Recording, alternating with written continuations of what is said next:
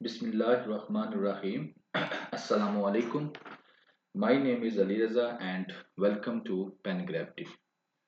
Don newspaper इसके editorial और opinion का एनालिसिस कंटिन्यू था with practice question and today is 4th of December 2023. So जी, ये है आज का जो आपका डॉन न्यूज़पेपर है उसका ओपिनियन वाला पेज। इसमें हम रूटीन में जिस तरह से करते हैं, पहले 3 इन एडिटोरियल को एनालिसिस करेंगे 1 2 3, देन वी मूव फॉरवर्ड और ये वाले 4 ओपिनियन 4 5 6 और 7, तो इनको एनालाइज किया जाएगा और इसमें फोकस रहेगा जो हमारा है वो कॉम्पिटिटिव एग्जाम्स के हिसाब से कि जो इसमें इंपॉर्टेंट पॉइंट्स हैं रिगार्डिंग पेपर पर्सपेक्टिव उनको हम ज़रा हाईलाइट करके आपको एक्सप्लेन कर देंगे। सो जी, चलते हैं। ये रूटीन में डिस्क्रिप्शन आपने एक दफ़ा चेकआउट कर लेनी है, वहाँ पर न्यूज़पेपर जो है टुडे उसका लिंक और डिस्क्रिप्शन में ही इस आज के लेक्चर का लिंक भी अवेलेबल है। उसके साथ साथ व्हाट्सअप चैनल का लिंक है, व्हाट्सअप ग्रुप का लिंक नहीं है। ये व्हाट्सअप चैनल का लिंक जो है वहाँ पर मौजूद है, वहाँ से आप हमको ज्वाइन कर सकते हैं। और इस लेक्चर को 7 चैप्टर्स के अंदर डिवाइड कर दिया जाएगा, जिसमें 3 जो चैप्टर्स होंगे वो एडिटोरियल्स के होंगे और 4 जो चैप्टर्स होंगे वो ओपिनियंस के होंगे। टाइमलाइन डिफाइन कर दी जाएगी जो है डिस्क्रिप्शन के अंदर। And if you have any question you can ask in comment section. And being a part of our team, ये आपकी रिस्पॉन्सिबिलिटी है, ये काम आपने करना है। कमेंट्स करके आपने हमको ज़रूर बताना है कि वेयर वी आर गोइंग। ये तो हमको पता है वैसे कि हम कहाँ जा रहे हैं, लेकिन आपने ये बताना है कि आप जो है लर्न कर रहे हैं, सेटिस्फाइड हैं, या आप अगर और कोई चीज़ जो है चाहते हैं इसमें ऐडअप किया जाए तो आप उसको कमेंट सेक्शन के अंदर बता सकते हैं। हम आपकी चीज़ों को नोट डाउन ज़रूर करते हैं एंड विद टाइम हम इंशाल्लाह उनको इंक्लूड भी करेंगे। सो ये लिस्ट है जो करंट इश्यूज की है। जो नए बच्चे हैं वो इनको एक दफ़ा रीड आउट कर लें, जो पुराने हैं उनके लिए ये लिस्ट पुरानी ही होगी क्योंकि इसके अंदर हमने कोई नई चीज़ ऐड नहीं की। तो ये करंट ग्लोबल इश्यूज की लिस्ट है। ये सारे के सारे हमने अपने पीछे जो एडिटोरियल्स जो ओपिनियंस की लेक्चर्स हैं उनके अंदर डिस्कस कर चुके हैं। ये करंट कंटिन्यू है जी, रनिंग में है ये वाले सारे के सारे इश्यूज जो हैं, और ये आपके नेशनल इश्यूज जो हैं वो रनिंग के अंदर हैं, तो इनको आप सब ने देख लेना है। सो जी, शुरू करते हैं। फर्स्ट हमारा जो आज का एडिटोरियल है वो है इलेक्टेबल पॉलिटिक्स। इलेक्टेबल पॉलिटिक्स जो है ये जो प्रीवियस जो हमारे लेक्चर्स थे उसके अंदर हमने इसको भी डिस्कस किया था। आज उसने इसका अलहदा से एडिटोरियल बना के दिया है। पहले जस्ट एक न्यूज़ थी, एक पिक्चर थी जिसमें आपको मैंने पिक्चर दिखाई थी नवाज शरीफ साहब की, जो है गए हैं बलूचिस्तान और वहां पर जो बेड़े हैं वो लेकर आए हैं। बेड़ों का काफी परचेज करके लाए हैं वो बेड़े। बेड़ों से मुराद यही था जो इलेक्टेबल पॉलिटिशियंस थे। अच्छा जी, फर्स्ट ये जो आपका मेन टॉपिक रहेगा वो रहेगा डेमोक्रेसी। ठीक है जी, डेमोक्रेसी का आपका पेपर पर्सपेक्टिव में जो टॉपिक रहेगा वो रहेगा डेमोक्रेसी। उसके अंदर आप इस डिस्कशन को अगर आप में एबिलिटी है तो आप ऐड कर सकते हैं कि पाकिस्तान के अंदर डेमोक्रेसी को क्या इश्यूज हैं। उनमें एक इश्यूज ये भी है इलेक्टेबल पॉलिटिक्स। ठीक हो गया। इसके अंदर अब डिस्कशंस के वो क्या क्या होंगी कि रूल्स ऑफ डेमोक्रेटिक पॉलिटिक्स के जो रूल हैं डेमोक्रेटिक पॉलिटिक्स के उनकी किस तरह से वायलेशन की जा रही है, और वोट ऑफ इलेक्टेबल जो है उसकी तरफ तवज्जो की जा रही है। बलूचिस्तान गए हैं, बलूचिस्तान के इलाके में पाकिस्तान मुस्लिम लीग नून वाले वहां से लोगों को उन्होंने क्या किया है, इलेक्टेबल को जो है परचेज कर लिया, अपने साथ मिला लिया, और पाकिस्तान पीपल पार्टी भी यही कोशिश कर रही है कि वो भी वहां से क्या करें, लोगों को अपने साथ मिलाएं। तो ये इसमें डिस्कशन होगी। डिस्कस करते हैं, आपको ज्यादा क्लियर हो जाएगा। इलेक्टेबल्स ही, पहले इलेक्टेबल्स का थोड़ा सा आपको ब्रीफ कर दूं कि इलेक्टेबल्स क्या होते हैं। इलेक्टेबल्स बेसिकली वो लोग हैं जो किसी भी डोमेन के अंदर, स्पेशली पॉलिटिकल डोमेन के अंदर, जिनका समझ लें किसी वजह से वोट बैंक जो होता है वो स्ट्रांग होता है और पता होता है इन लोगों ने जीतना ही जीतना है। जैसे कि अगर मैं मौलाना फजलुर रहमान की बात करूं तो जिन इलाकों के अंदर उनके मदरसे वगैरह ज्यादा हैं या रिलीजियस क्लास उनको ज्यादा फॉलो करती है तो उन इलाकों में अंदर जीत जाएंगे। इसी तरह अगर दूसरे जो लोग हैं जो मतलब कि अब बलूचिस्तान से बिलोंग करते हैं या पंजाब से या सिंध से, तो उनके स्पेशल हलके हैं जहां पर उनकी जो है बाय नेम लोग उनको जानते हैं, उनकी एक पीछे बाउजदाद की वजह से उनका नाम है, तो उनको वोट वहां के लोग देते जरूर हैं और वो लोग जीतते भी हैं। तो इनको कहते हैं इलेक्टेबल, जिनके बहुत ज्यादा चांसेस होते हैं कि दे जीतना ही जीतना है, ठीक है ना। तो अब इन इलेक्टेबल्स को जो है आगे किस तरह से लिया गया, इनको होता अब ये है कि बलूचिस्तान में क्रक्स आपको बता देता हूँ, बाद में इसको डिस्कस करता हूँ। बलूचिस्तान के अंदर जनाब अली जाते हैं पाकिस्तान मुस्लिम लीग नवाज के नवाज शरीफ साहब, और वो वहाँ के जो इलेक्टेबल्स हैं ना उनके साथ हाथ मिला लेते हैं और उनको क्या करते हैं, अपने साथ मिला लेते हैं। और इसी तरह से जो है ना सेम कोशिश जो है वो पाकिस्तान पीपल पार्टी भी वो यही कोशिश करने जा रही है। तो इस चीज को लेकर जो एडिटोरियल वाला वो कहता है कि ये जो है ना ये रूल्स ऑफ डेमोक्रेटिक पॉलिटिक्स जो है ना वो अप्लाई नहीं हो रहे। यानी कि जो डेमोक्रेटिक पॉलिटिक्स ये नहीं करती, डेमोक्रेटिक पॉलिटिक्स ये कहती है कि लोगों को जो है थ्रू योर पार्टी मैनिफेस्टो आप स्पीचेस करें, लोगों को बताएं, लोगों को कायल करें, लोग आपको वोट डालें। ये नहीं है कि आप जाएं और इलेक्टेबल के साथ हाथ मिलाकर उनको अपने साथ आप लोग मिला लें और पावर में आ जाएं। तो ये क्या है, जो रूल्स ऑफ डेमोक्रेटिक पॉलिटिक्स है ना उसको वो कहते हैं अप्लाई होते नजर नहीं आ रहे।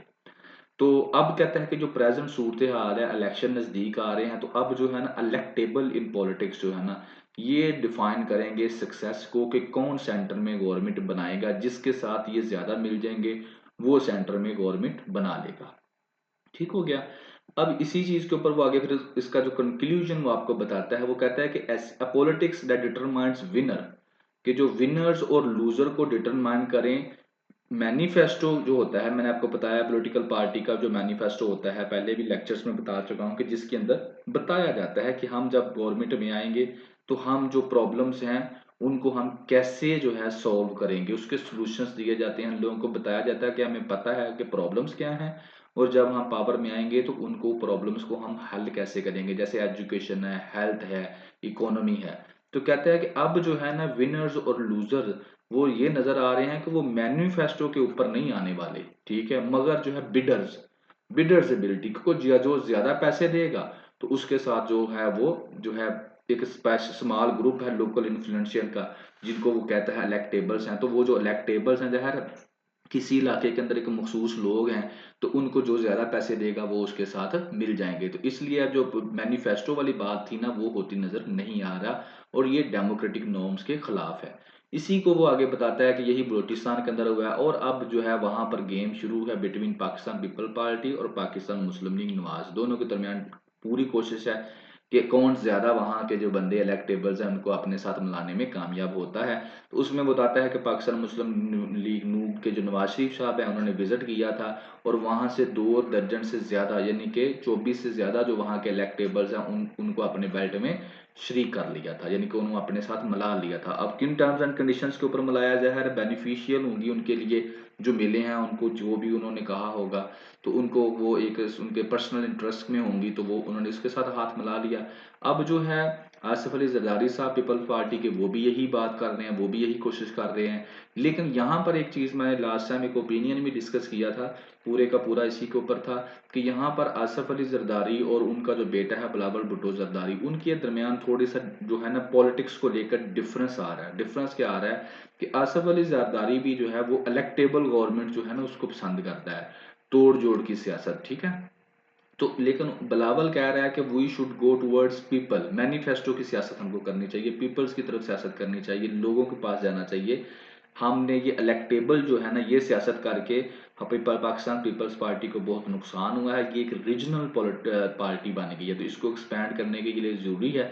लेकिन जो आसफ अली जरदारी साहब हैं वो उसकी बात को नहीं मान रहे, और because he is still boss, तो अल्टीमेटली जो आसफ अली जरदारी साहब है वो अपनी गेम जो है वो कंटिन्यू करेंगे। वो भी इलेक्टेबल्स के लिए गए हैं, वो भी कोशिश कर रहे हैं कि बलूचिस्तान से उनको भी बंदे जो हैं वो मिल जाएं। ठीक हो गया जी। तो ये है इलेक्टेबल पॉलिटिक्स। अब इसका रिजल्ट क्या निकलता है, इसका रिजल्ट ये निकलता है जी हंग पार्लियामेंट। हंग पार्लियामेंट किसको हम सादा अल्फाज में बोलते हैं कि ऐसी पार्लियामेंट जिसके अंदर कोई भी पॉलिटिकल पार्टी जो होती है उसके पास इतनी सीटें नहीं होती तो वो क्या कर सके, मेजोरिटी हासिल कर सके, सिक्योर कर सके ओवरऑल मेजोरिटी। कि एक ही वो पॉलिटिकल पार्टी के पास इतनी ज़्यादा सीटें हों कि वो गवर्नमेंट बना ले। तो होता क्या है फिर, ऐसा नहीं होता, उसको प्लस बीच में थोड़े से बंदे दूसरी पार्टीज़ के या इलेक्टेबल्स को ऐड करके अपनी सीटें पूरी करनी पड़ती हैं, जो भी कॉन्स्टिट्यूशन की रिक्वायरमेंट है। तो उससे क्या, फिर वो उनको पावर में आना पड़ता है। तो उससे क्या होता है, ये हमेशा पूरे का पूरा साल इनकी यही रहती है कि ये जो बंदे आते हैं ना इलेक्टेबल्स, कभी इनको मनाओ कभी इनको जोड़ जोड़ तोड़, यानी कि ये होता रहता है। और यही रिजल्ट निकला था जिसकी वजह से नो कॉन्फिडेंस जो है मूव इमरान खान के खिलाफ भी गया था, कि वो बंदे जो इलेक्टेबल थे उसके साथ उन्होंने उसको छोड़ दिया था। तो ये है जी इलेक्टेबल। इसको पेपर पर्सपेक्टिव में आप डेमोक्रेसी की शक्ल के अंदर एडअप कर सकते हैं कि डेमोक्रेसी जो पाकिस्तान के अंदर है वो किस तरह से चल रही है, उसको क्या क्या प्रॉब्लम्स हैं। And one of them is the electable government. Electables की जो सियासत पाकिस्तान के अंदर होती है, मैनिफेस्टो की सियासत नहीं हो रही। ठीक हो गया जी, ये है आपका फर्स्ट एडिटोरियल के अंदर जो उसने डिस्कस किया था। और यहाँ पर एक और चीज़, ये पॉलिटिक्स से रिलेटेड थी पिक्चर थी, ये प्रीवियस डे हमने जो एडिटोरियल डिस्कस किया था सैटरडे वाले दिन, उसके अंदर आपको मैंने बताया था कि इलेक्शन कमीशन ऑफ पाकिस्तान को जो है अंदर अंदर ये कहा जा रहा है ड्यू टू डिफरेंट रीजन के डिले किया जाए इलेक्शंस को। वो रीजंस मैंने आपको मेंशन की थी, डिटेल में बताई थी। तो वही उन्होंने पिक्चर बना दी है कि ये है चीफ इलेक्शन कमिश्नर सिकंदर जो राजा है वो साहब बैठे हैं, और 8 फरवरी 24 को उन्होंने कहा कि इलेक्शंस होंगे। और पीछे से इनको फिर एक और बुरश दिया जा रहा है कि जनाब प्लीज मेक सम चेंजेस, कि ये जो आपने ब्रश आउट की है ना, जो पेंटिंग बनाई है ना, इसमें कुछ तब्दीलियां कर दें, तो डिले कर दें या कुछ ऐसा कर दें। तो ये हमने एडिटोरियल जो सैटरडे वाले दिन डिस्कस किया था, ये उसके हवाले से ये वाली पिक्चर उसने आपको दिखाई है।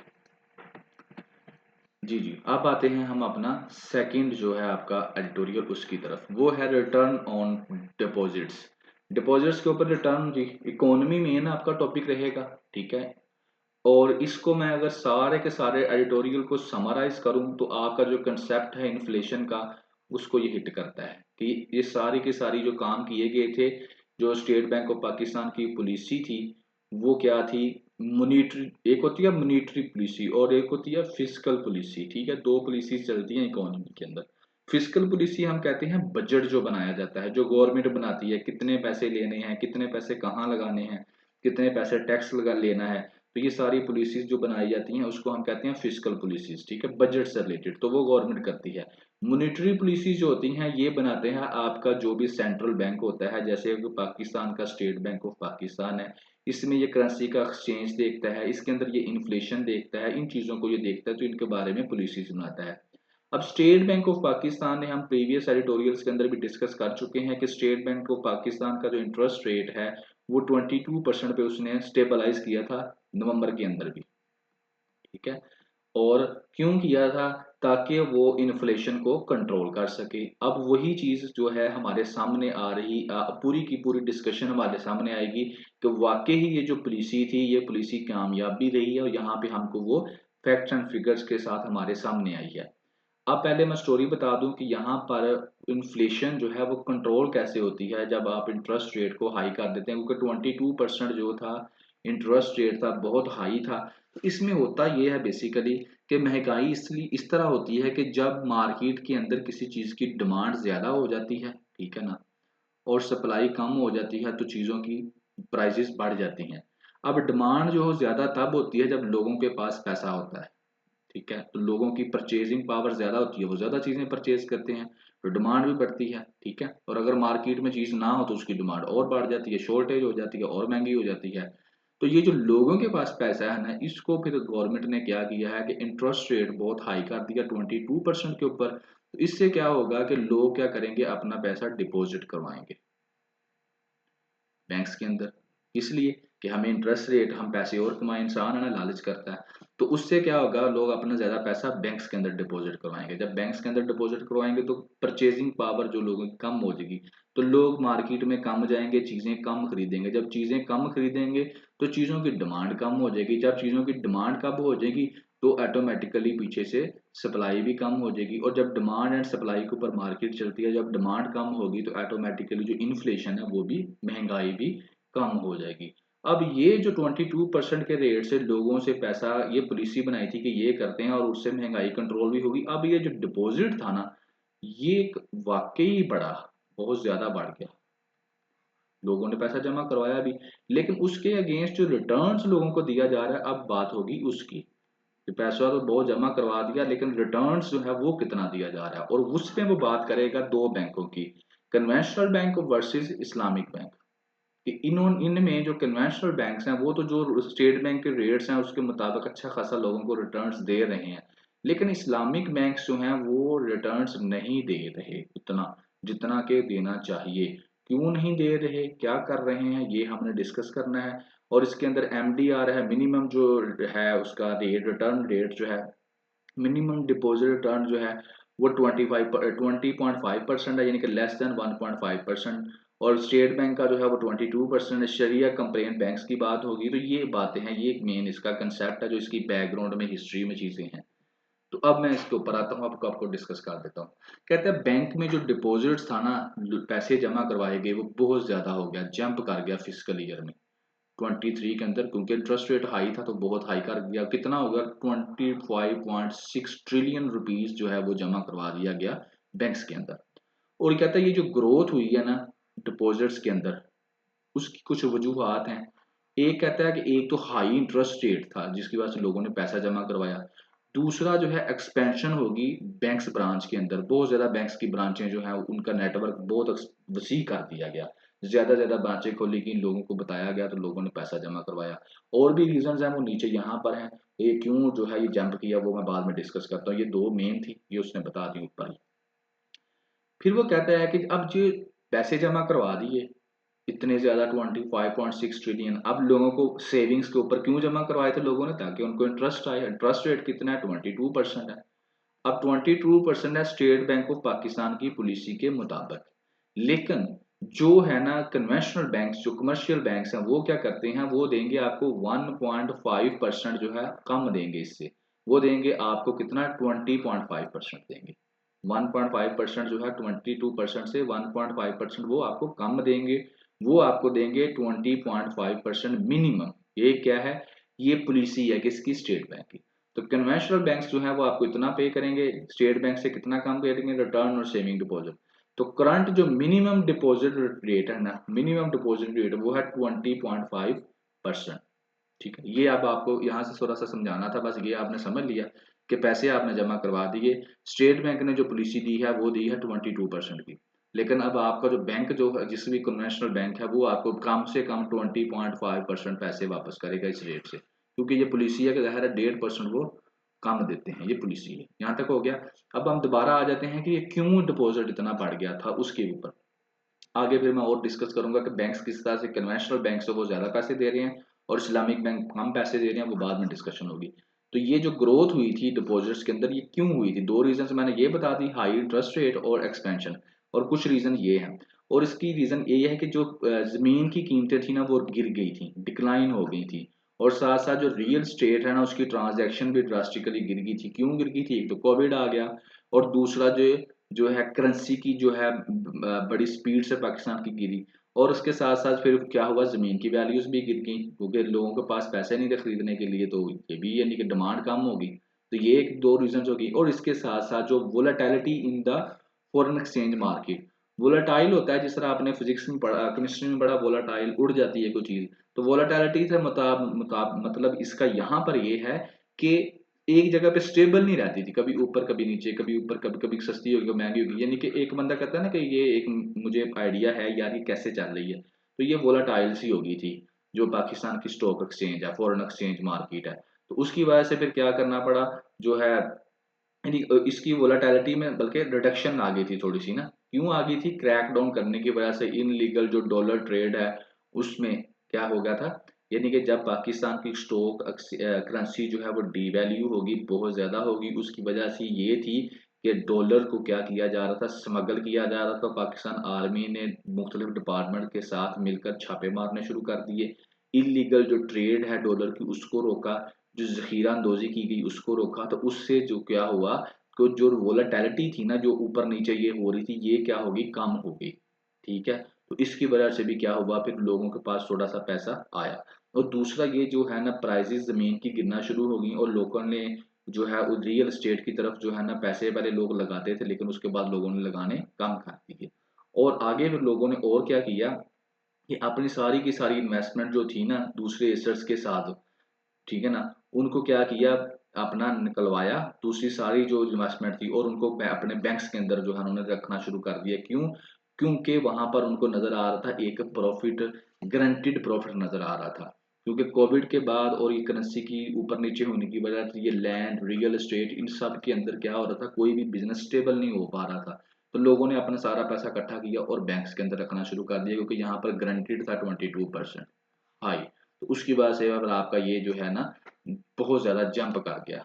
अब आ जाते हैं आगे दूसरी बात के ऊपर कि कन्वेंशनल बैंक्स को कितना देना चाहिए, जितना वो दे रहे हैं 20.5%, 1.5% कम स्टेट बैंक की पॉलिसी के मुताबिक।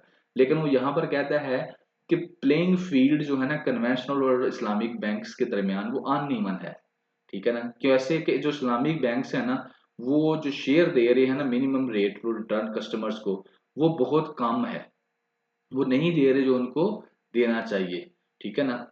और ये क्यों? क्योंकि वो पॉलिसी है। पॉलिसी क्या है कि जो एमडीआर है ना, मिनिमम जो हमने बात की थी यहाँ पर एमडीआर की, मिनिमम डिपॉजिट रेट जो 20.5% है, उस पॉलिसी से ये जो होते हैं ना आपके इस्लामिक बैंक्स, ये इनको एग्जेम्पशन हासिल होती है। तो इस एग्जेम्पशन को एंजॉय करते हुए जो इस्लामिक बैंक्स है ना करंटली वो पे कर रहे हैं 7% to 9.5% less return to savers as compare to commercial bank. यानी कि कमर्शियल बैंक से जितना किसी को मिल रहा है ना उससे 7% से लेकर 9.5% तक कम जो है वो लोगों को क्या कर रहे हैं, दे रहे हैं। तो कहता है ये, हालांकि जो ये इस्लामिक बैंक्स हैं इन्होंने भी अच्छा खासा पैसा कमाया इस अरसे के अंदर, पिछले महीनों के अंदर, लेकिन लोगों को ये नहीं दे रहे। तो लिहाजा वो कहता है कि जो स्टेट बैंक है ना उसको क्या करना चाहिए, अपना रिव्यू करना चाहिए इस इशू को। और ये जो मिनिमम डिपॉजिट रेट है ना and withdraw the exemption of Islamic bank, जो इस्लामिक बैंक्स को दी हुई है ना मिनिमम डिपॉजिट रेट से, यानी कि इस्तेस्ना कि आप ठीक है आप पे ये पॉलिसी लागू नहीं होती, तो इसको रिव्यू करना चाहिए। और इसके अलावा वो कहता है इस्लामिक बैंक इंडस्ट्री जो है ना उसको भी मोबालाइज करना चाहिए मोल्ड। वो आगे ये बताता है कि जो इस्लामिक बैंक इंडस्ट्री है उसने मोबालाइज किया more deposits provided they start to pay customers the returns being offered commercial banks. यानी कि उन्होंने कमर्शियल बैंक्स में उतना पैसा नहीं आया जितना कि इस्लाम का नाम इस्तेमाल करके इन लोगों ने क्या किया, इन लोगों में लोगों ने ज्यादा इन्वेस्टमेंट की है। लेकिन ये क्या कर रहे हैं, ऑफर नहीं कर रहे उनको वापस वो वाला रेट है जो देना चाहिए। तो कहता है it is time that the Sharia complaint bank stopped exploiting their customers। इनको शरिया कंप्लेंट हम कहते हैं ना, ठीक है, इस्लामिक लॉज के मुताबिक होती हैं। तो कहते हैं अपने कस्टमर्स को ना एक्सप्लोर करना छोड़ दे और अब क्या करे, compete करे कन्वेंशनल जो बैंक्स हैं उनके साथ, ताकि इनकी जो मार्केट के अंदर शो है शेयर है वो ग्रो हो सके। तो ये है जी इसके अंदर। यहाँ पे इस्लामिक बैंकिंग का आपको बता देता हूँ। इस्लामिक बैंकिंग बेसिकली जो है ना शरिया कंप्लेंट फाइनेंस रेफर्स करती है, जिसमें क्या होता है कि शरिया इस्लामिक लॉ के मुताबिक जो है चीज़ों को देखा जाता है। सादा ये कहा जाता है कि हम जी सूद का काम नहीं करते, हम जो है आपके साथ जो है ना मुनाफे वाला काम डिफरेंट टर्म्स एंड कंडीशंस में करेंगे। दो फंडामेंटल प्रिंसिपल्स आपको बता देता हूँ जिससे जो डिफरेंस है मेन। नंबर वन है कि जो इसमें होता है ना प्रॉफिट एंड लॉस के ऊपर काम होता है। उसकी एग्जांपल ये है कि अगर आप किसी दूसरे बैंक के अंदर पैसे रखवाते हैं ना तो आपको सेविंग जो है वो स्टेट बैंक की पॉलिसी के मुताबिक जैसे उन्होंने देनी है 20.5%, तो ये फिक्स आपको मिलनी ही मिलनी है, कोई परेशानी बात इसमें है ही नहीं। फिक्स होगी ये पैसे, इतना प्रॉफिट आपको देना ही देना है। लेकिन यहाँ पे फिक्सेशन नहीं होती, यहाँ पे आपको वेरिएबल्स होता है। तो ये लॉजिक देते हैं कि कारोबार में पैसे लगाए हुए हैं वहां पे लॉस भी हो सकता है प्रॉफिट भी हो सकता है। अगर लॉस हो गया तो आपको भी लॉस होगा, अगर प्रॉफिट हो जाता तो आपको भी प्रॉफिट होगा। तो वो जितना होगा हम उसके हिसाब से आपको दे देंगे, हम फिक्स नहीं आपको बता सकते कुछ भी। लेकिन प्रीवियस मंथ्स का रिकॉर्ड बता देते हैं कि ये हमारा रिकॉर्ड रहा है, तो इसके आसपास ही इंशाल्लाह आपका होगा। तो एक चीज तो ये है जो इसको दूसरे बैंक से इस्लामी बैंक को डिफरेंट कर देती है। दूसरी ये बिल्कुल जो भी पेमेंट्स और इंटरेस्ट इंटरेस्ट लेना या देना उसको बिल्कुल ये क्या करते हैं, उसको कलेक्शन भी नहीं करते पेमेंट्स की, यानी कि बिल्कुल, यानी कि उसको the prohibition of the collection and payment of interest by landers and investors. यानी कि लैंडर्स को देते भी नहीं है एंड इन्वेस्टर्स जो होते हैं उनको भी पैसे नहीं देते उसके ऊपर, इंटरेस्ट के ऊपर ना किसी से पैसे इंटरेस्ट पे लेते हैं। सबसे ज्यादा प्रॉफिट एंड लॉस के ऊपर ही इनका काम रहता है। तो ये इस वजह से फिर ये एंड पे क्या करते हैं, जो बंदों ने इन्वेस्टमेंट की होती है उनको जो रिटर्न में बहुत थोड़े पैसे देते हैं। That is the main difference. आगे आ जाता है जी आपका number third, editorial war on narratives. War on narratives के अंदर वो पैलेस्टीन इश्यू को डिस्कस करता है, गजा वार को डिस्कस करता है। और कंपैरिजन करेगा इन दोनों के दरमियान, ठीक है ना। तो नैरेटिव्स, बेसिकली अगर मैं नैरेटिव्स की बात करूं सादा अपना इसके मीनिंग की, तो ये कह सकते हैं कि एक स्पोकन और written account of contact, story को आप कह सकते हैं, ठीक है ना। स्टोरी कोई भी हो या क्रॉनिकल, जो हिस्ट्री किसी चीज की। तो वार जो बिटवीन इसराइल और गजा है, उसकी स्टोरी में क्या है, उसकी हिस्ट्री में क्या है, अगर उस सारी को देखा जाए, तो जब वो कंपैरिजन करता है तो कहता है वार ऑफ नैरेटिव्स जो है ना, वो फलस्तीन ने ही जीती है, इसराइल ने नहीं जीती। तो यहाँ पे वो कंपैरिजन करता है इन दोनों के दरमियान, इसराइल के बारे में बताता है कि उसके पास मिलिट्री है, बिलियन ऑफ डॉलर्स की एड है, वेस्टर्न उसके साथ हैं, टॉप टेक्नोलॉजी है उसकी मिलिट्री स्फीयर के अंदर, और क्लैंडस्टाइन न्यूक्लियर पावर, क्लैंडस्टाइन का मतलब होता है सैक्रेड, सैक्रेड न्यूक्लियर पावर भी है। तो ये सारा कुछ किसके पास है, इसराइल के पास है। फलस्तीन के पास कहता है क्या है, अगर गजा की बात की जाए, 2 मिलियन लोग हैं, वो गुर्बत है वहां पर, फूड की कमी है वहां पर, इन लोगों ने उनका खाना बंद किया हुआ है, पानी बंद किया हुआ है, पावर जो सिविलियंस को वो बंद की हुई है, अस्पतालों को, स्कूलों को, रिफ्यूजी कैंपस को इन्होंने डिस्ट्रॉय कर दिया हुआ है। तो ये है फलस्तीन वाले, उनकी कोई फौज भी नहीं है। और अक्टूबर 7 से कहता है तकरीबन 15,000 के करीब जो है वो डेथ्स भी हो चुकी हैं। तो ये फिर यहाँ पे कहता है कि जब मैं कंपैरिजन करता हूँ, तो नो डाउट इसराइल हमें मुझे मजबूत नजर आता है, बट अगर मैं वार ऑफ नैरेटिव्स की बात करूं, यानी कि जो हमारी इनकी हिस्ट्री है वार की और कन्फ्लिक्ट की, तो वहां पर कौन जीतता है, फलस्तीन जीतता है। और वो कहता है वेस्टर्न मीडिया जो है वो इसराइल की ही, यानी कि सेल्फ डिफेंस, जो वेस्टर्न मीडिया ये कहता है कि इसराइल का जो क्लेम है ना सेल्फ डिफेंस, वो सही है। लेकिन कहता है इसके बावजूद पूरी दुनिया जानती है कि अग्रेसर कौन है और ओप्रेसर कौन है, पूरी की पूरी दुनिया को पता है। और उन्होंने फलस्तीन के लिए आवाज भी उठाई है, और इस स्टोरी का उनको हकीकत का पता है कि कौन जुल्म कर रहा है, किसके ऊपर जुल्म कर रहा है। तो जब इस चीज को देखता हूँ तो फिर मुझे यही समझ आती है कि जो है फलस्तीन वाले, उनकी जो स्टोरी है उसके अंदर, फलस्तीन के अंदर जो फलस्तीन वाले हैं उन्हीं की जीत है। सो डैट इज रिगार्डिंग आपका जो फलस्तीन इशू है, मेन टॉपिक उसके ऊपर। सो ये रहे आपके टुडे जो है एडिटोरियल्स। एंड अब हम आगे मूव करेंगे towards opinions. That is your responsibility, ये काम आपने करना है, कमेंट्स जरूर आपने करने हैं। और दूसरा ये होता है कि जो मंडे वाला दिन होता है, यू नो, आप हर एक को पता है कि ऑफिशियली बहुत ज़्यादा वर्क होता है। So that's why usually Monday वाले दिन जो है लेक्चर थोड़ा सा डिले हो जाता है।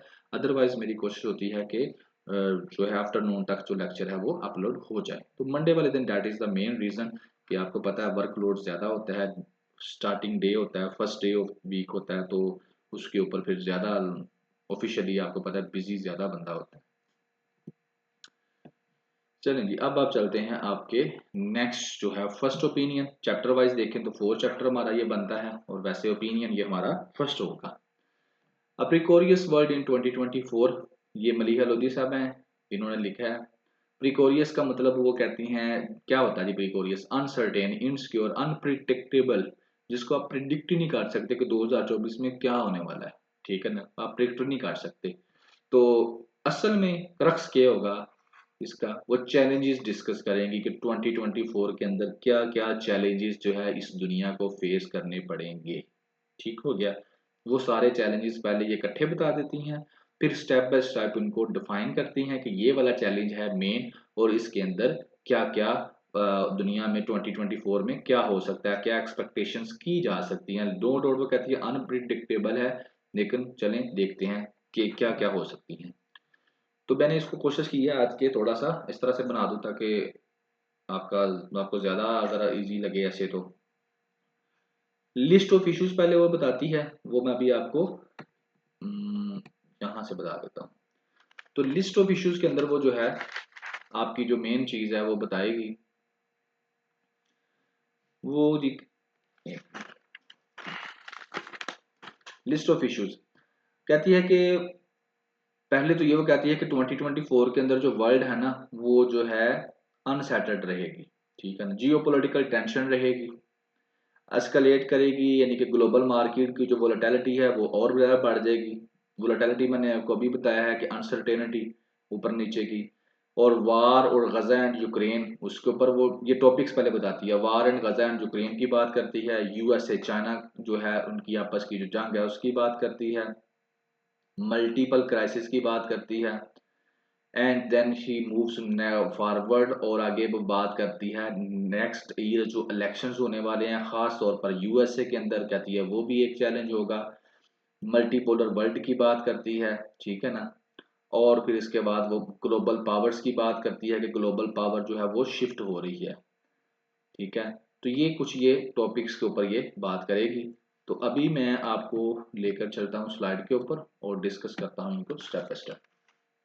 जी, तो वो पहली बात होगी, कहती है कि मल्टीपोलर जो डिसऑर्डर है ना, वो लड़ाई की वजह से क्या होगा, और ज्यादा डिस्टर्ब होगा। चाइना और अमेरिका के दरमियान जो कन्फ्लिक्ट्स चल रहे हैं यूक्रेन, तो उसकी वजह से जो मल्टीपोलर डिसऑर्डर है ना, वो क्या होगा, इन कन्फ्लिक्ट्स की वजह से और ज्यादा इंटेंसिफाई होगा।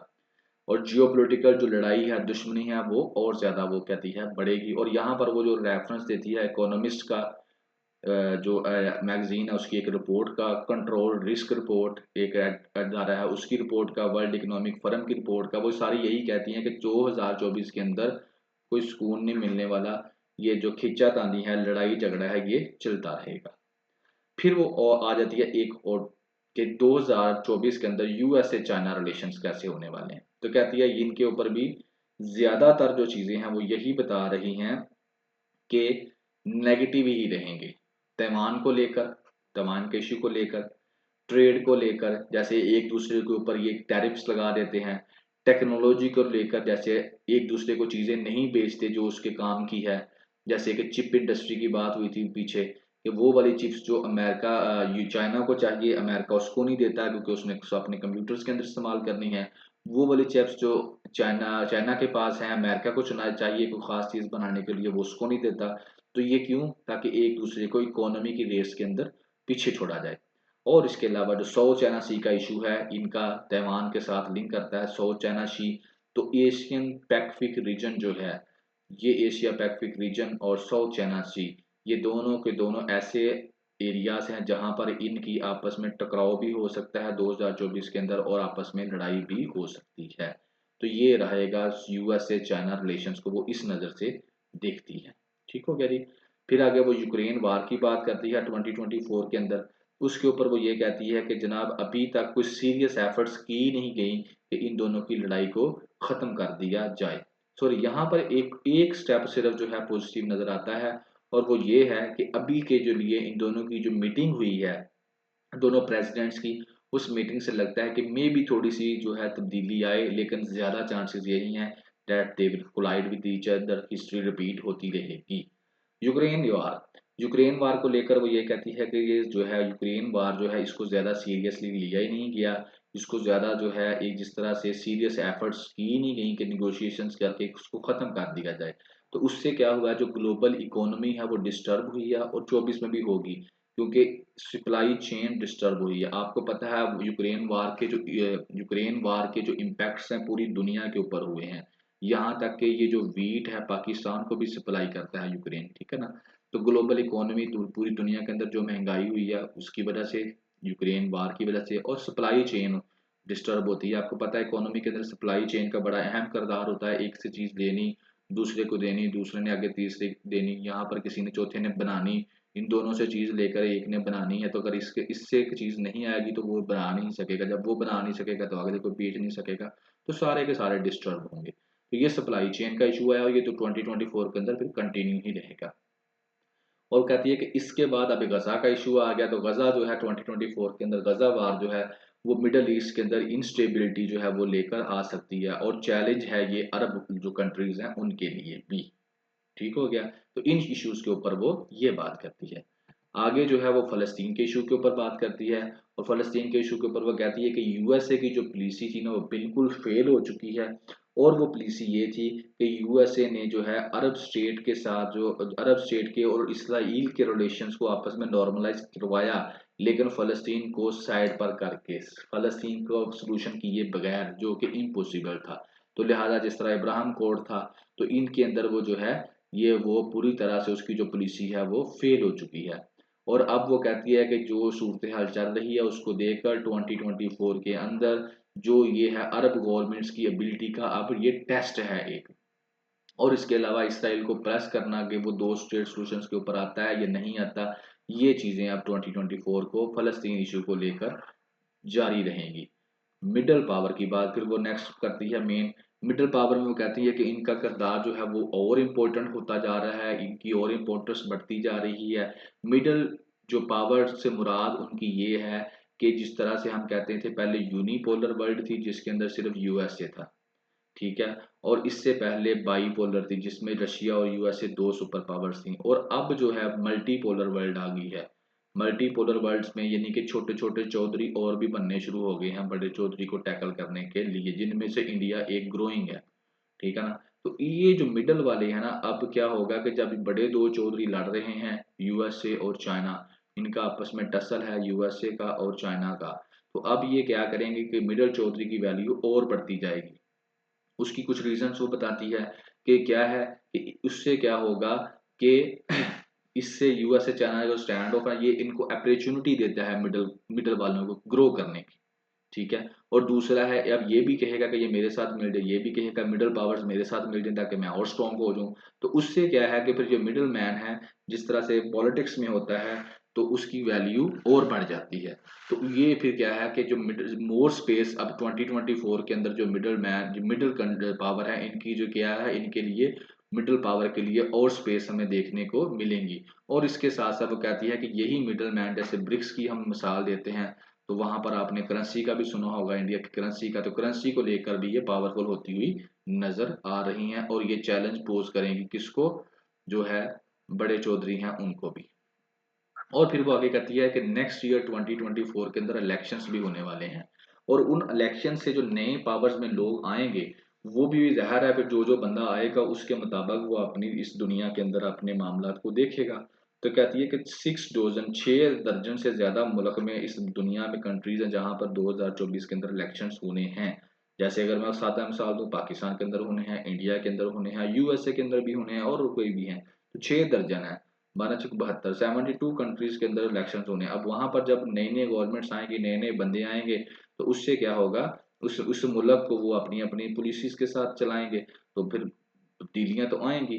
तो उसमें से वो एक एग्जांपल देती है यूएसए के प्रेसिडेंट की, कहती है कि अगर यूएसए में प्रेसिडेंट के इलेक्शन होते हैं 2024 के अंदर जो कि होने भी हैं, तो वहां पर अगर इन केस जो ट्रम्प है वो दोबारा जीत जाता है पावर में आ जाता है तो वो तो पकड़ के सारा बेड़ा ही करके कर देगा।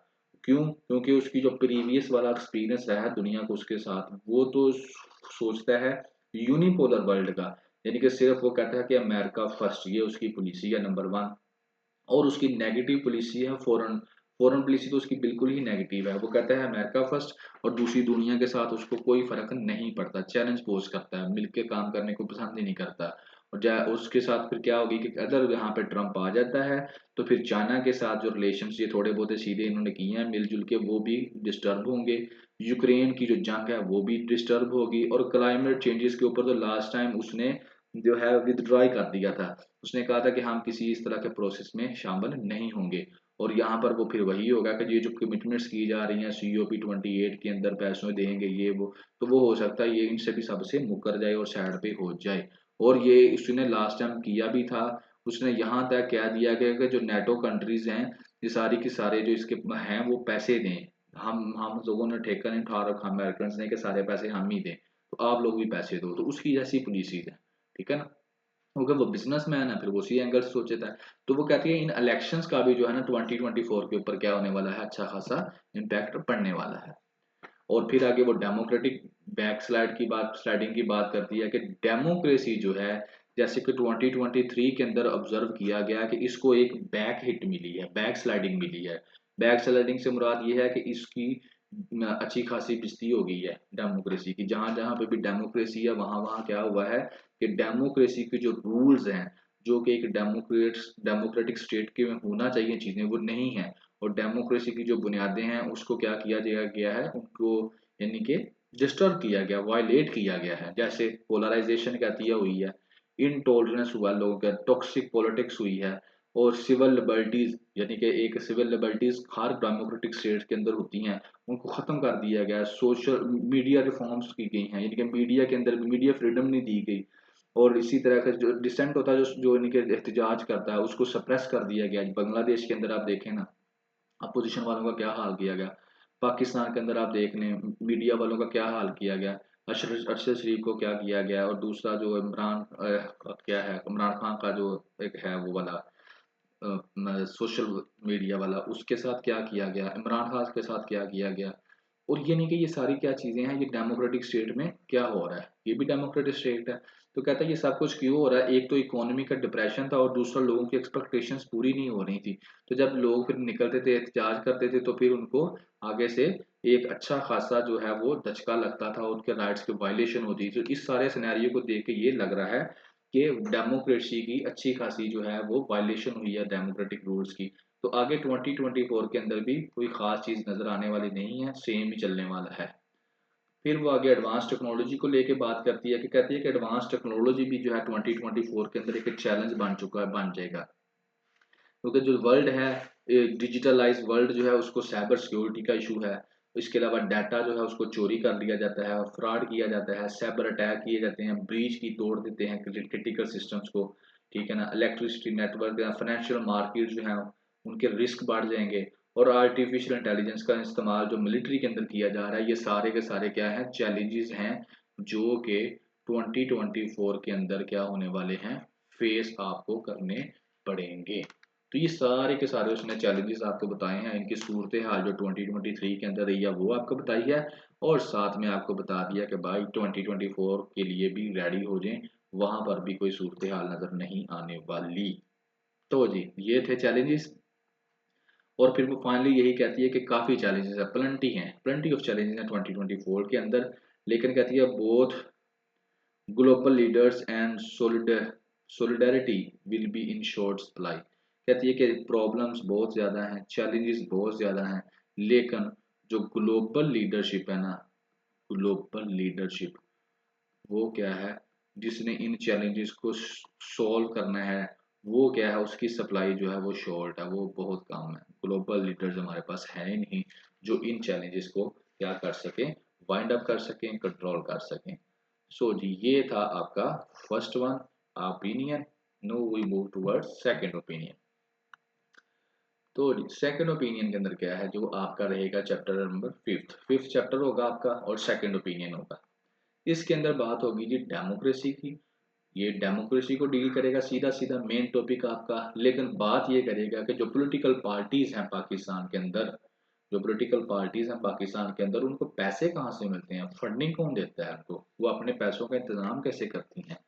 खर्च तो वो करती हैं लेकिन पैसा आता कहाँ से है। तो जी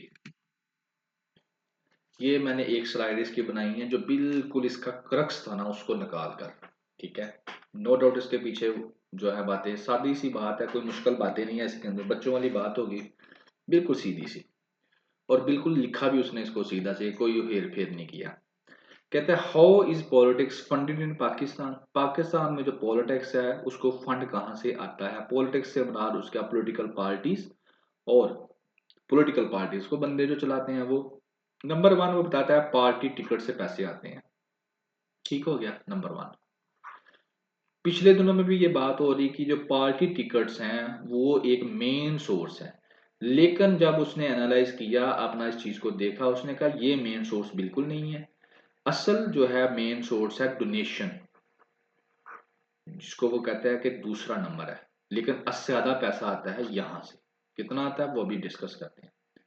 फिर वो आगे एक बड़ी प्यारी बात करता है, कहता है कि इसी यही वजह है, ये डोनेशन ही वजह है कि यंग पीपल जो है आपको पॉलिटिक्स के अंदर जो नजर आते हैं वो वाले हैं जो रिच क्लास से बिलोंग करते हैं, अमीर क्लास से। थोड़े से हैं जवान बच्चे, जवान वो उनको कहता है जो 35 से बिलो है, उनको वो कहता है यंग। ये उसने डेफिनेशन अपनी रखी हुई है। तो कहता है आपको थोड़ी सी परसेंटेज में नजर आते हैं, लेकिन वो भी वो वाले हैं जिनका जो ताल्लुक है अमीर खानदान से है, गरीब के बच्चे वो नहीं है। ठीक है, तो वो डोनेशन देकर आते हैं। सिर्फ टिकट के पैसे नहीं होने चाहिए, डोनेशन भी देंगे तो फिर आपको पार्टी में जगह मिलेगी। यंग पीपल्स की परसेंटेज की बात करता है, कहता है वो थोड़ी है, वो भी बता देता है।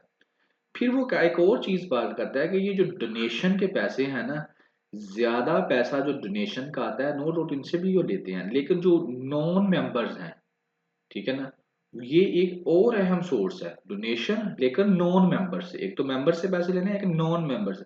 अब ये नॉन मेंबर्स की अगर मैं सादा डेफिनेशन करूँ ना, तो आपके जहन में इंडिया की, मेरे जहन में भी आई थी, इंडिया की आपने अक्सर फिल्में देखी हुई है। मैंने एक्स्ट्रा लिखा भाई, इसने नहीं लिखा, मैंने अपनी सकता है।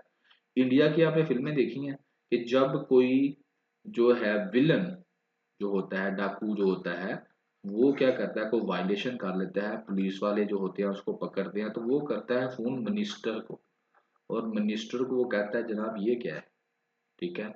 तो वो मिनिस्टर फिर क्या करता है, पुलिस वाले को रोक देता है।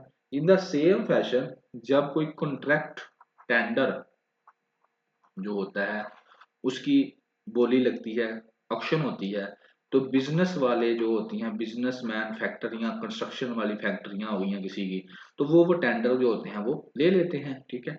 अब और कभी नहीं मिलता तो वो फिर क्या करते हैं, मिनिस्टर से गिला शिकवा करते हैं, और गिला शिकवा करते करते वो एक लफ्ज बोलते हैं कि भाई पार्टी फंड के नाम पे तुमने मेरे से इतना पैसा ले लिया, और जब अब हमारी बारी आई है काम की, अब आप हमारा साथ नहीं दे रहे। तो ये जो लफ्ज है ना पार्टी फंड, जो फिल्मों में बोला जाता है, अगर आपके जहन में ये आ जाए ना, तो बड़ी क्लियर से आपको समझ आ जाएगा कि जनाब ये डोनेशन कौन सी है। ये बिजनेसमैन क्लास से पैसा लिया जाता है, इस वादे के साथ कि जब हम पावर में आएंगे तो आपको टैक्स में छूट दी जाएगी, आपको मुख्तलिफ टेंडर्स दिए जाएंगे, आपकी कंपनी को जो भी चीज़ें हैं प्रोवाइड की जाएंगी, लेन देन करेंगे हम आपस में। तो ये है मेन सोर्स पॉलिटिकल पार्टीज का, किसके लिए, फंडिंग का। ठीक हो गया जी। आगे भी एक और चीज बताता है कि जनाब अब एक और भी है कि जो ये जो पॉलिटिकल पार्टीज है, इनको जो पैसा मिलता है ना, ये वो पैसा बैंक्स के अंदर रखवा देती हैं सेविंग अकाउंट से, और उस सेविंग अकाउंट से जो इंटरेस्ट आता है ना, तो वो पैसा और बढ़ जाता है, ठीक है। तो इससे भी क्या होता है, इनको और फंडिंग मिल जाती है। और फाइनली वो आगे फिर आर्टिकल 17(3) की बात करता है, जो कॉन्स्टिट्यूशन ऑफ पाकिस्तान का जो डील करता है इसको, कि जनाब पैसा कहाँ से आया, कितना आया, ये हमें हिसाब किताब दो। तो जब हिसाब किताब की बारी आती है तो इलेक्शन कमीशन ऑफ पाकिस्तान को बस इतना बताया जाता है कि ये वाला पैसा मेरा टिकट से आया है, ये वाला पैसा मुझे डोनेशन से आया है, लेकिन डोनेशन के में किसने दी है किसने नहीं दी, उन बंदों के नाम और पते नहीं दिए जाते, डिस्क्लोज नहीं किए जाते, ठीक है। तो जनाब ये है क्रक्स इस पूरे को पूरे आपके ओपिनियन का। अब मैं इसका हल्का सा आपको ओवरव्यू दे देता हूँ जल्दी जल्दी से, ताकि टाइम भी ज़्यादा, ये पेपर के पर्सपेक्टिव में जो चीज़ थी वो मैंने बता दी है। वो कह देता है कि जो है ना, इलेक्शंस के टाइम के अंदर जो है ना पैसों को इकट्ठा करना जो है ना, और उनको बाद में खर्च करना, ये बड़ा एक अहम किरदार होता है, ठीक है ना। कैंडिडेट्स और पॉलिटिकल पार्टीज के ये काम करते हैं। वो कहता है कि मेन सोर्स जो वो क्या है, एप्लीकेशन एप्लीकेंट से जो फीस की जाती है पार्टी टिकट के नाम पर, 2 लाख नेशनल असेंबली के लिए और 1 लाख प्रोविंशियल असेंबली के लिए अब दिया जा रहा है। और ये पाकिस्तान मुस्लिम लीग नवाज, पीटीआई, पाकिस्तान पीपल पार्टी सारी लेती हैं, ठीक हो गया। आगे वो कहता है अगर सिर्फ मैं पीटीआई की बात एग्जांपल ले लूं, तो इसने 478 मिलियन रुपीस जो है वो इकट्ठे किए थे 2018 के अंदर। 478 मिलियन रुपीस सिर्फ पार्टी टिकट के फीस के। और ये कितना था तकरीबन, ये अमाउंट 45% थी उसकी टोटल इनकम की, 45%, ठीक हो गया। 2017-18 की बात कर रहे हैं।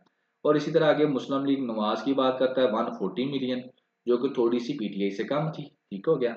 और ये थी इनका 95% टोटल अमाउंट का, जितनी भी इनकी इनकम थी उसका 95% थी। इसी तरह पीपल पार्टी की बात करता है तो वो 95 मिलियन थी। तो यहाँ तक तो यही लग रहा था कि हाँ यार मेन सोर्स इनका यही है, ठीक। गया टिकट, टिकट से पैसे जो जाते हैं वो है। लेकिन फिर वो आगे कहता है कि ये जो फीस है ना, अगर पिछले 13 साल से अगर हम इनका हिसाब किताब लगाएं, तो ये जो फीस के शेयर्स है ना इनकी पार्टी के अंदर, वो 19%, 33%, 64% है। फिर 2013 इलेक्शंस की बात करता है कि पाकिस्तान मुस्लिम लीग ने 596 मिलियन जो है वो इकट्ठा किया था। 2018 में पीटीआई ने ज्यादा पैसे इकट्ठे कर लिए थे, क्यों, क्योंकि उस वक्त पीटीआई की डिमांड ज्यादा थी। और यहाँ पर वो असल बात करता है डोनेशन की, कि जनाब अली असल जो पैसा आता है ना वो डोनेशन से आता है, जो रिच और सुपर रिच जो कैंडिडेट्स होते हैं ना वो देते हैं, ठीक है, ये है बात। फिर यहाँ पर वो बात करता है यंग पीपल की, कहता है जो यंग पीपल आपको पॉलिटिक्स के अंदर नजर आते हैं वो रिच क्लास से, लैंड जिनके पास होती है, लैंड ओनर्स हैं, और इंडस्ट्रियल क्लास के बच्चे हैं, वो आपको यहाँ पर नजर आते हैं, माड़ा बंदा आपको नजर नहीं आता। यंग वो कहता है 35 ईयर से जो छोटा है उसकी बात करता है। और वो कहता है आपके जो वोटर्स हैं वो कितने हैं, 45% यंग वोटर्स लिस्ट के अंदर हैं पाकिस्तान में, 45%। लेकिन उनमें से जो कैंडिडेट्स जाते हैं आपके पॉलिटिक्स के अंदर, जो बल्कि पूरी पॉलिटिक्स के अंदर जो है वो तकरीबन यंग आपके सिर्फ 19% है। आपकी 10 मेन पॉलिटिकल पार्टीज की अगर हम सब की बात करें तो सिर्फ 19% यंग बच्चे आपके पास हैं जो कि पॉलिटिक्स में हैं। और उसमें वो बात करता है कि पीटीआई जो सबसे ज्यादा बात करती है, तो उसने कितने, उसके पास कितने हैं, 129, सिर्फ 16% है पीटीआई के पास। टोटल जो उनके बंदे हैं उसमें से 16% यंग बच्चे हैं। पाकिस्तान पीपल पार्टी के पास 17% है, ठीक है। और आगे वो पाकिस्तान मुस्लिम लीग की बात करता है तो उनके पास 13% है। ये कौन है, उनकी टोटल जो कैंडिडेट्स हैं उनके यंग पर कितने उसके अंदर है, और ये भी कौन है, सिर्फ और सिर्फ अमीर बंदे हैं।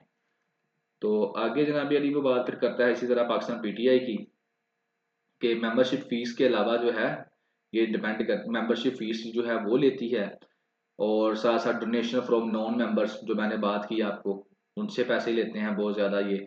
और फिर कॉन्स्टिट्यूशन आर्टिकल 73 की कॉन्स्टिट्यूशन की बात करता है कि वो यही कहता है कि जनाब जो डोनर्स हैं वो बताएं, पैसों का हिसाब किताब हर एक पार्टी दे तो पार्टी पैसों का हिसाब किताब देती है, लेकिन जो डोनर्स हैं और कंट्रीब्यूटर्स उनको नाम दे देती है, उनका नाम डिस्क्लोज नहीं करती, बस यही कहती है कि हमें डोनेशन मिली है, ठीक है। और यहाँ पर वो पाकिस्तान पीपल पार्टी की बात करता है कि उसने अपना जो इंटरेस्ट जो लिया है ना, सिर्फ वो 24 मिलियन रुपीज लिया है, जो उन्होंने बैंक में पैसे रखवाए हुए थे अपनी पार्टी के। बाकियों की भी लिस्ट देता है, इनफैक्ट फिगर को याद करने की जरूरत नहीं है, बाकी आपके आपके जहन में क्लियर कट होना चाहिए कि फंडिंग इनको कहाँ से आती है।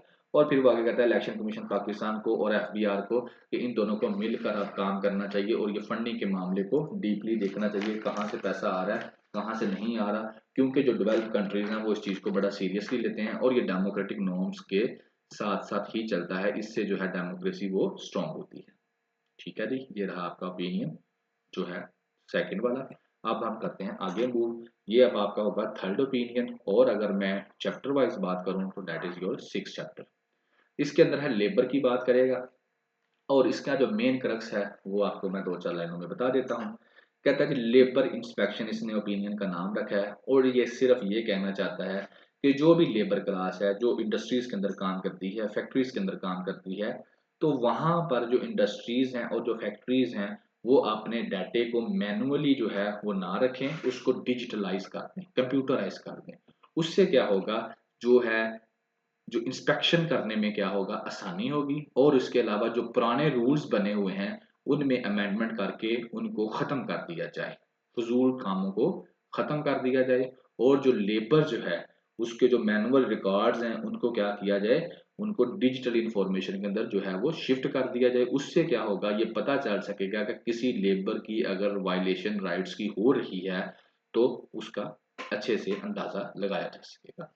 ये था जी इसके अंदर। इसको अगर आप लेके आए तो इकोनॉमी के पर्सपेक्टिव में आप लेके आ सकते हैं, कि इकोनॉमी के अंदर है ज़ाहिर है कि लेबर्स की जो रजिस्ट्रेशन होनी चाहिए प्रॉपरली, उनके सोशल सोशल इश्यूज के अंदर आप लेके आ सकते हैं, ठीक है ना। और ह्यूमन राइट्स के लेके आ सकते हैं, ठीक है, लेबर्स राइट्स जो होते हैं, तो ये इन डिमेंशंस के अंदर आप इस टॉपिक को ले सकते हैं जी। सीधी सी वो बात करते हैं जिसको शुरू करते हैं। अब वो कहता क्या है, कहता ये है कि जनाब सिंध के अंदर जो है जो प्रोमिनेंट लेबर लीडर था ना, तो उसने जो है सीएम साहब आए और उनसे कहा कि जो लेबर्स के लॉ है उनकी वायलेशन हो रही है। सीएम ने सेक्रेटरी को कहा कि यार देखो कौन से लॉज की वायलेशन हो रही है। तो वह कहता है कुछ लॉज जैसे मिनिमम वेजेस रखी जाती है कितनी देनी है, कम से कम तनख्वाह कितनी देनी है, और जो कहता है कि किसी को नौकरी से निकाल देना बगैर नोटिस दिए, ये मेन दो चीजें थी, तो इन चीजों के ऊपर वायलेशन हो रही है। फिर वो आगे जो है वो काम को शुरू करते हैं और कहते हैं जी तकरीबन 200 लेबर लॉज जो हैं और रूल्स जो हैं वो अप्लाई हो चुके, उनके ऊपर यानी कि अप्लाई किए जाते हैं मुख्तलिफ एरियाज के अंदर। लेकिन जो ज़्यादातर जो एरियाज है जिसके ऊपर फोकस किया जाता है वो है economic welfare and work place. ये जो है लेबर्स की जो है इकोनॉमिकली वेलफेयर भी होनी चाहिए, उनको ज़्यादा अच्छी जो सैलरी मिलनी चाहिए, और साथ साथ उनकी जो वर्क प्लेस है वो सेफ एंड सिक्योर होनी चाहिए। तो कहता है लेबर इंस्पेक्शन क्वेश्चन एक बनाया गया था, जिसके अंदर जो है जब कोई इंस्पेक्शन की जाती है तो वो किस किस किस्म की चीज़ें को देखता है और क्या क्या चीज़ें चेक करता है। तो उसमें था कि मेंटेनेंस आप लोगों ने करके रखनी है रिकॉर्ड्स की, पेमेंट जो आप उनको देते हैं तनख्वाह की वो वाली, सेफ्टी को चेक करते हैं, हेल्थ और इन्वायरमेंट को चेक करते हैं, ठीक है ना। वर्किंग टाइम को चेक किया जाता है कि ज़्यादा तो नहीं है, ओवर टाइम अगर वो कर रहा है तो उसको क्या बेनिफिट्स दिए जा रहे हैं। और इसके अलावा राइट टू ऑर्गेनाइज यानी कि यूनियंस बनाने के राइट मिला है। कलेक्टिव बार्गेनिंग, अगर आपने वो बात कर सकते हैं। डिसिप्लिनरी एक्शंस कौन से लिए जाते हैं अगर किसी की वायलेशन होती है, तो इनके ऊपर जो है वो सारी चेकिंग की जाती थी। लेकिन अब वो कहता है कि क्वेश्चनरी जो था, जो ठीक, ये तो सबकी मेन बातें हैं। अब जो क्वेश्चनरी कहता पहले था वो तो ज्यादातर रिकॉर्ड कीपिंग के ऊपर काम करता था कि जो रिकॉर्ड कीपिंग है वहां से सारी चीजों को चेकआउट किया जाता है।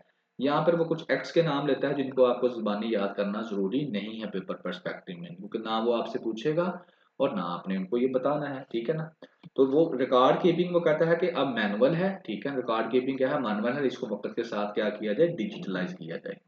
और कहता है इसके साथ साथ डिजिटलाइज करने के अलावा कुछ एडमिनिस्ट्रेटिव रिक्वायरमेंट्स भी हैं, उनके ऊपर भी फोकस किया जाए। जैसे कि कुछ जो पुराने लॉज हो चुके हैं उनको खत्म कर दिया जाए। जैसे कि एक लॉ बनाया गया था अंडर फैक्ट्रीज एक्ट 1934, वो क्या था, कुआं बनाने का, कि जो भी लैट्रिन हैं वो तकरीबन और तकरीबन 50 फीट के फासले पर होनी चाहिए कुएं से, बिल्कुल नजदीक नहीं होनी चाहिए। इस तरह कंटीन के लॉ को लेकर यही बताया गया कि जो कंटीन है वो 50 फीट के फासले के ऊपर होनी चाहिए, किससे, जो भी लैट्रिन वगैरह है उससे। तो अब जो कुएं का कंसेप्ट खत्म हो चुका है, कंटीन का इस तरह से अब तो टैक्स बात आ चुके हैं। तो इस तरह के जो पुराने लाज हैं कहता है इनको खत्म कर देना चाहिए, इनकी जगह पे कुछ नए लाज जो हैं जिससे उनको फायदा हो वो लेके आने चाहिए। आगे वो कहता है कोई भी जो नया बंदा फैक्ट्री को स्टैब्लिश करता है उसको चाहिए कि वो मॉडर्न जो लिविंग स्टैंडर्ड है उसके मुताबिक फैक्ट्री को क्या करे, जो है यानी कि सारा कुछ वो करे, डिजिटलाइज करे। और यहाँ पर वो एक सक्खर के इंस्पेक्टर की एग्जांपल भी देता है कि कोई मल्टीनेशनल कंपनी थी, वहां पर वो इन्वेस्ट करने जाता था, वहां पे वो रेस्ट भी करता था, अपने लीगल पावर का मिस यूज करता था, वहां पर रहता था, एंजॉय करता था, इसको पेपर में लाने की जरूरत नहीं है।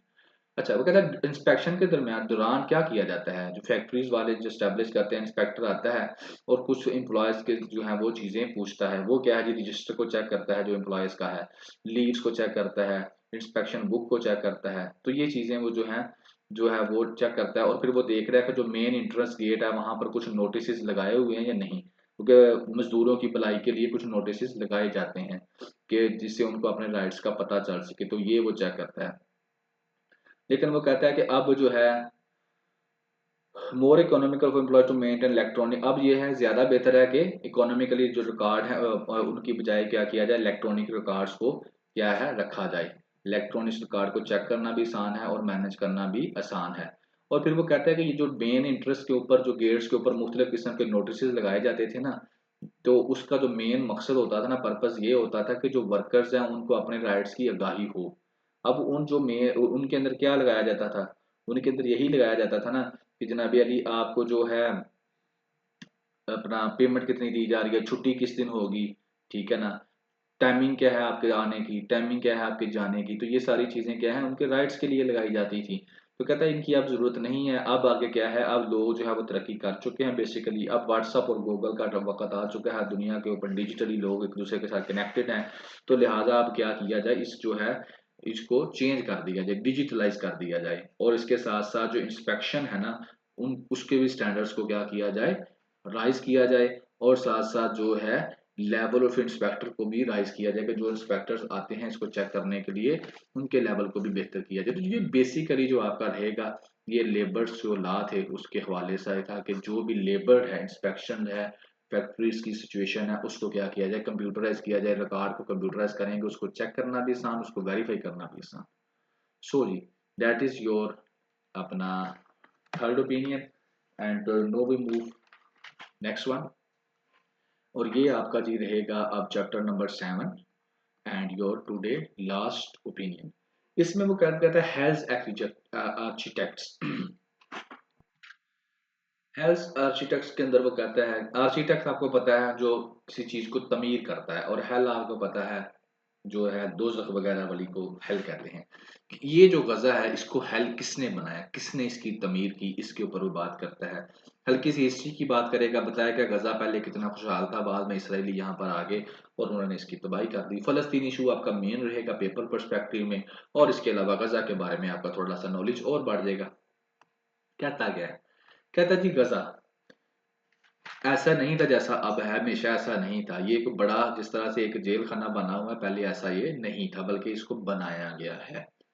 1948 से पहले कहता है गजा एक वेल्थी जो था टेरिटरी थी, फलस्तीन का मेन टेरिटरी हिस्सा थी ये।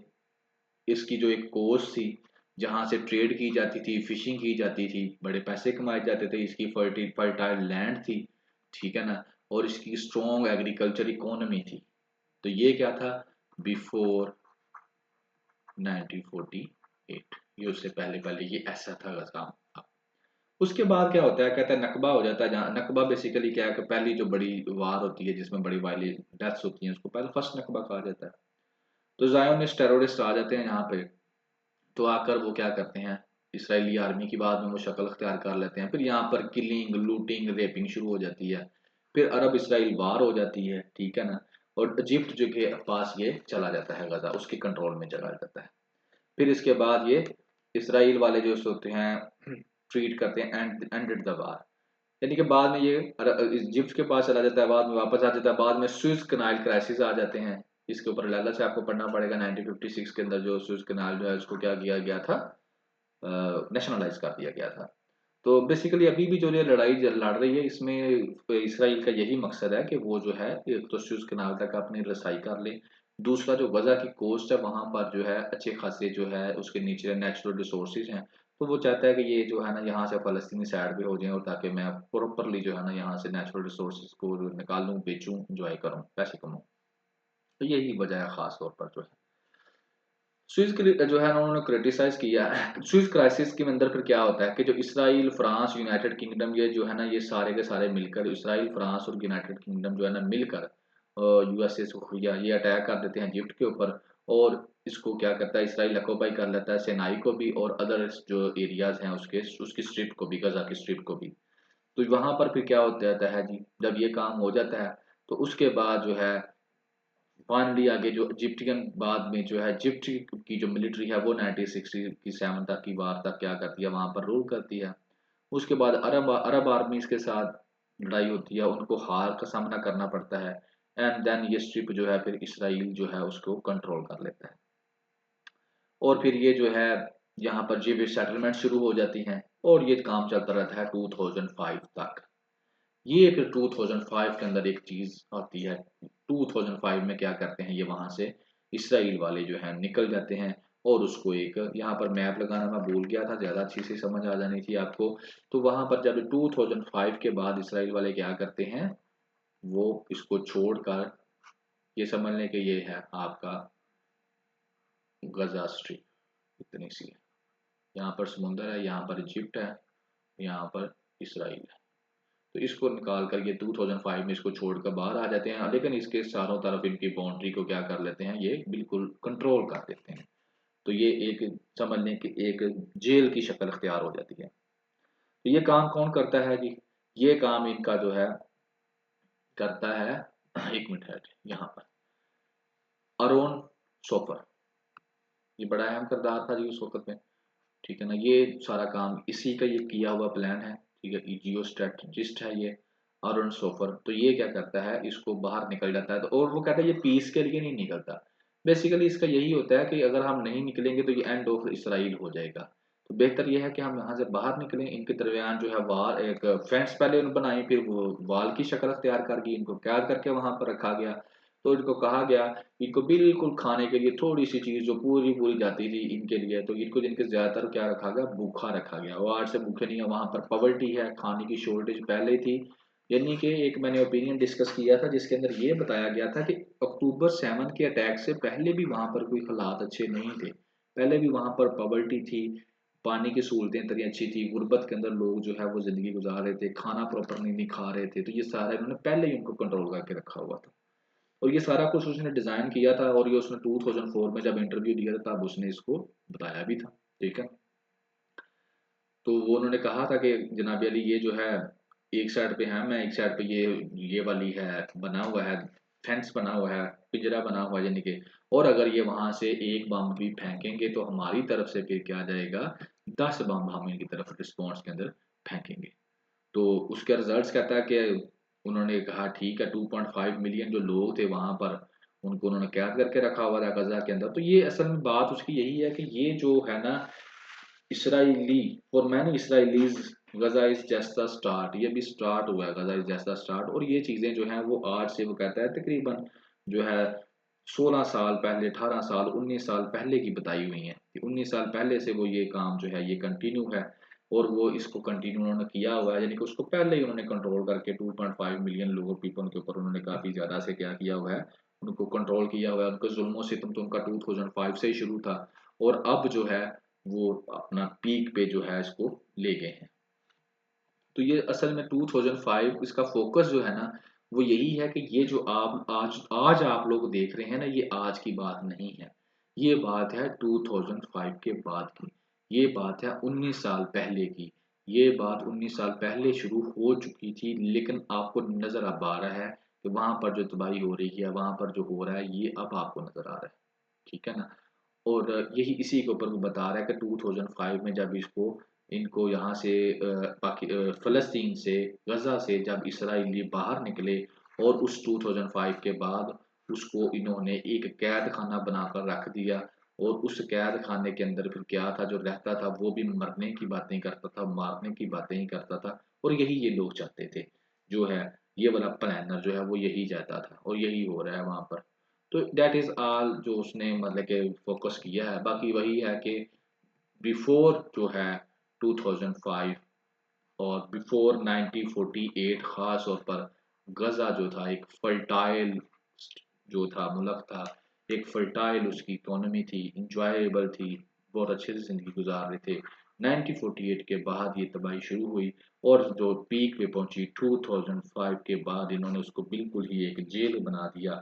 और वहां पर लोगों को इतना तंग किया हुआ था कि वो खाने के लिए भी उनके पास जरूरत थी, बेसिक जरूरियात नहीं थी। तो जी, दैट इज़ टुडे आपका लेक्चर। और आए इंशाल्लाह मुझे पूरी उम्मीद है कि आपने काफ़ी नई चीज़ें सीखी होंगी। कमेंट्स में आप लोग ज़रूर बताइएगा। And have a good day. पढ़ें, इंजॉय भी करें, और साथ साथ अपनी मंजिल की तरफ रवाना रहें। Thank you very much. अल्लाह हाफिज़।